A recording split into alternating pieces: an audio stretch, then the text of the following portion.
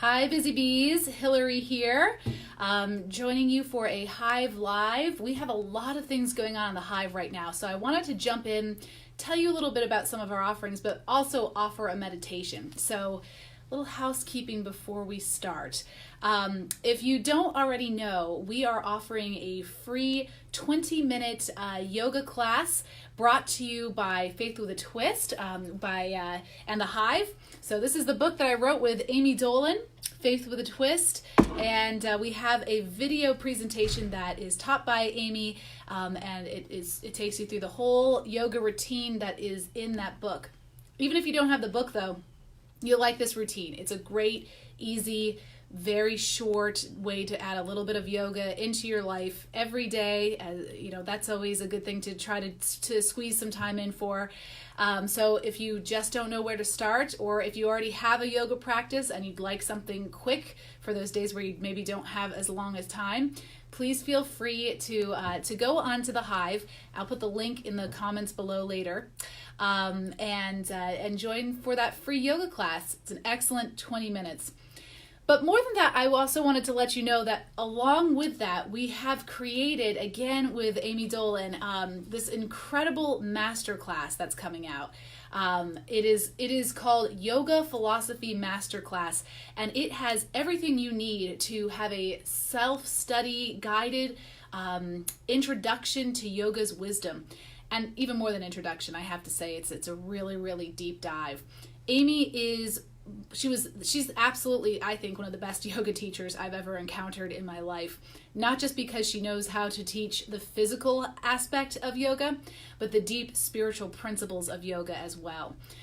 You'll be hearing more about this class as it goes, but if you like the book, if you're interested in yoga, if you want to go deeper with your own spirituality, I cannot recommend this class enough. Amy will also be giving some opportunities for one-on-one spiritual work with her. She's not only a yoga teacher, she's not only a college teacher of yoga ethics, she's also a spiritual director. She's the whole package. So look for that coming up. It's going to be an incredible offering.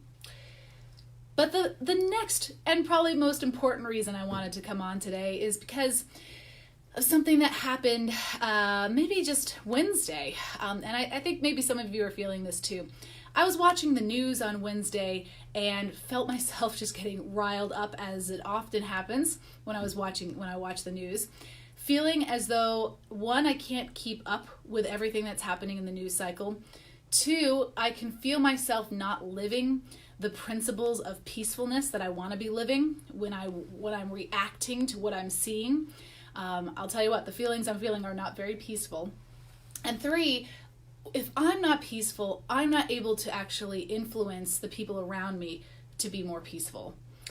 So with all that going on, and I was ranting and raving, and I finally sat down and realized I needed to dive into some meditation, into some yoga very quickly, because I was going very far off of the nonviolent path that I want to be on as both a person of faith and as a yogi. So I wanted to share with you all a little bit of an exercise, a meditation from Faith with a Twist that can be used absolutely anytime, and I think in these days it needs to be highlighted.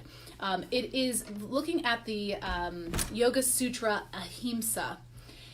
In the Yoga Sutras, we have 10 different guiding principles, Ahimsa being the first one. It can be translated into nonviolence. And I love the little Yoga Sutra explanation about it. Let me read this to you now. When we live nonviolently, those around us cease to be violent. That's from Yoga Sutra 235. Let me read that again. When we live nonviolently, those around us cease to be violent. Just stop and think about that for a moment.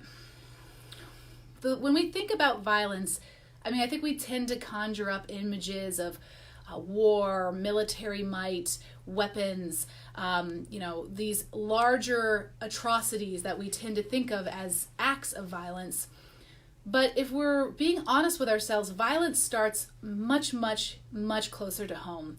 It starts internally. It starts when you're, like I was, watching the news, starting to think aggressive thoughts towards people who maybe don't think exactly as I do. It starts when we look at ourselves and we're violent with our own self-talk. I know for myself, I'll get on the mat or I'll start writing something. I'll hear the violent voice coming into my own thoughts where I say things like, "You're not good enough to do this. What do you think you're doing? This is not something you should even attempt, let alone speak on it." And that's a violence that is turned inward. And then there's violence, of course, that we see across our communities, microaggressions of sexual assault or macroaggressions of sexual assault and racism and bigotry, all these things that are so baked into our society right now. These are acts of violence, and they continue to be perpetrated when we don't put an end to the ones that we can control within ourselves. Because if we take our maybe self-hate, or if we take the violent rhetoric that we have inside for other people's and we go into the world, that means we're not only stopping the wheel of injustice, we're helping to keep it moving. An act of non-violent resistance can start on your mat every day with some movement like yoga, with some time in meditation, in a conversation with somebody who you might be feeling some sort of aggression towards, maybe even yourself, sitting down and saying something kind to yourself once a day. And that will start, and I don't mean this in a figuratively way, I mean literally that will start changing the world. By changing ourselves and looking for nonviolence within ourselves, we'll begin to see opportunities for peace in the world around us. If we don't start doing this, I worry about the future. If we who are devoted to peacefulness, to justice, to staying present with those who are in pain, including ourselves, if we don't start doing this, I don't know where it will begin, the healing that we're looking for. This summer I had a great opportunity to study a little bit with a Buddhist nun, and she started each one of her lectures the same way. She would say, I used to say that meditation and self-care were luxuries. And now, in this day and age, I say that they're necessities. I think that's very true for those of us who are trying to make a difference in the world and trying to bring peace and light instead of violence and aggression. But it starts with ourselves, and it starts with turning inward, healing, so that we can turn outward. That is the great gift of ahimsa, non-violence. So I thought I'd bring you a little ahimsa, non-violence meditation today. You don't have to be in yoga clothes. As you can tell, I just got done with a service. I'm certainly not in yoga clothes. But yoga isn't just the postures that we do on the mat. Yoga is also a deep meditation and an ethical system. So with that in mind, I invite you to join me by sitting very calmly wherever you are. Give yourself a moment to maybe find a place where your spine can be straight, but that everything can be relaxed. You want to be able to let go of tension in this meditation, just like we're hoping to let go of tension in the world around us. And it starts with your little piece of creation right here. So while you're there, close your eyes. Invite yourself into a time of silence. And I'll guide us through an ahimsa meditation. Take a nice deep breath in through the nose and out through the mouth.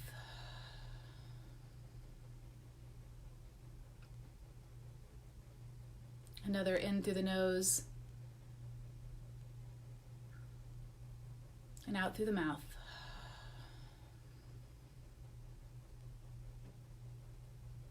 Another in through the nose and out through the mouth.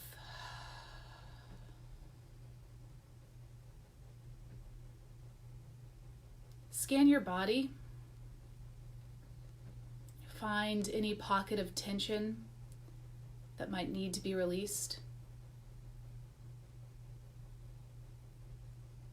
Start with the head, Releasing the jaw muscles. Notice your forehead if your brow is furrowed. Release your tongue from the top of the mouth.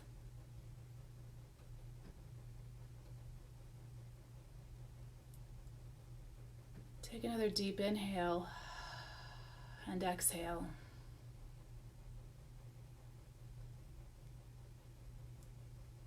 Every exhale, a chance to release more tension, perhaps between your shoulder blades, your chest.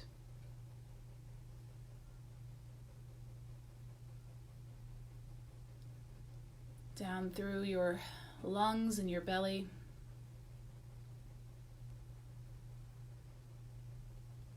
Letting any aggression that you're holding on to start to dissipate.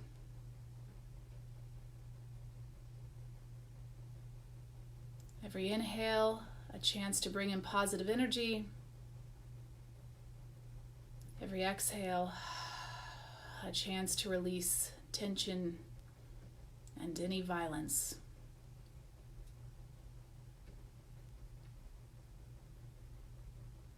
Draw to mind somebody you love.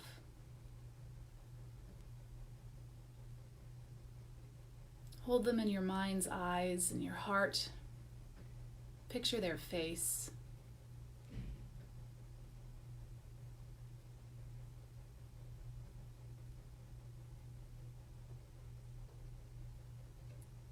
Imagine that you're sending them love and delight.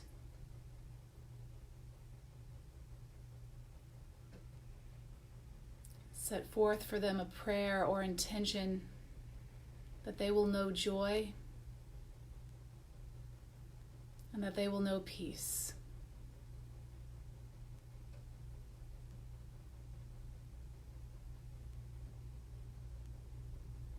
Wish them well so that they may bring wellness to others.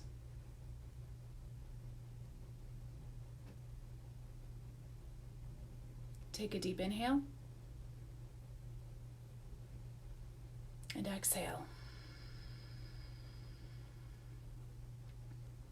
Now bring to mind somebody who perhaps you have no affinity for one way or another. Somebody perhaps you just see every day on the bus or on the train. Maybe a simple coworker that you don't really talk to.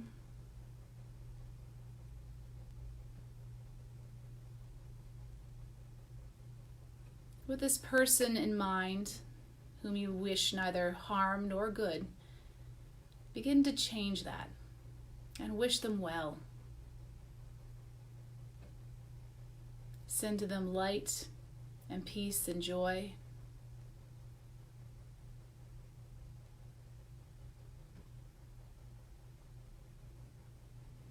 Give them that same love that you gave to the first person.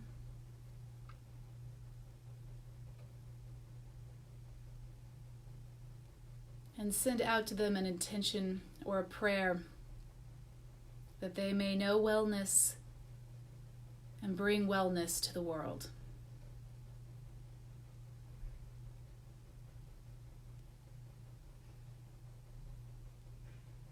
And take a deep inhale and exhale.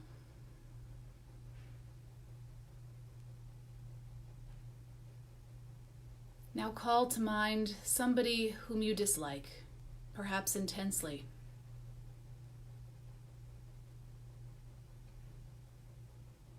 It can be somebody you disagree with, somebody in power over you. It can even be yourself.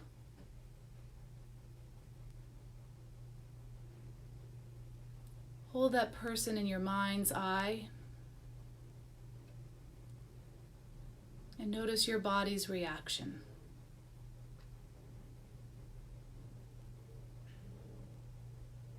If pockets of tension have built back up,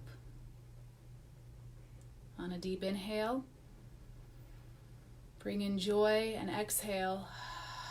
Release some of that tension.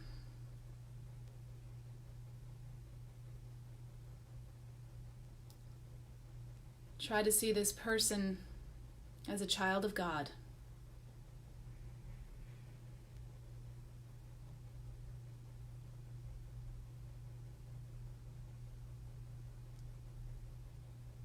In your thoughts,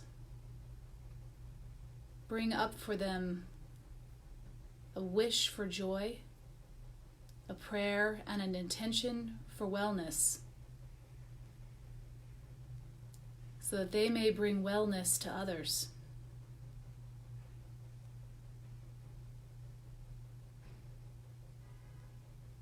Bring forth an intention and a prayer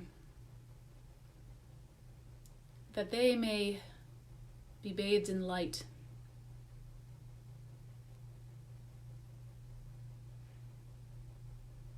And even if this is difficult, know that their wellness will bring forth wellness to others, just as you hope it for all the other people you've prayed for.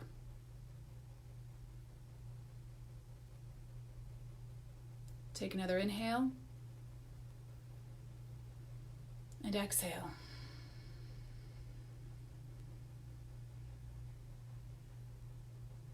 See these three people and enclose them in light, asking the Spirit to transform them and to make them agents of peace in this violent world.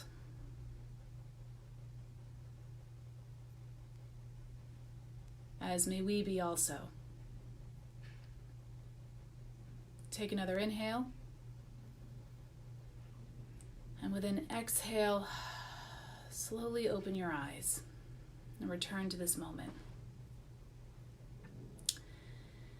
This may be a very difficult meditation. It may be something that you have to return to every day. I know I have to currently. It's easier to rail against those who feel like they're adding violence to this world, but in doing so, I become a participant in their violence. With this practice, I hope that we begin to live nonviolently so that those around us in this world will also cease to be violent. That is our great hope and our great prayer. I'd love to hear how this affected you and how you're living out your life of ahimsa, of nonviolence. And just grateful to share this wonderful gift with you all. I'll close now just by saying namaste, as well as thank you, Busy Bees, for tuning in. And I'll have some more information for you about those resources I mentioned in the links below. Thanks for joining me. Bye, Busy Bees.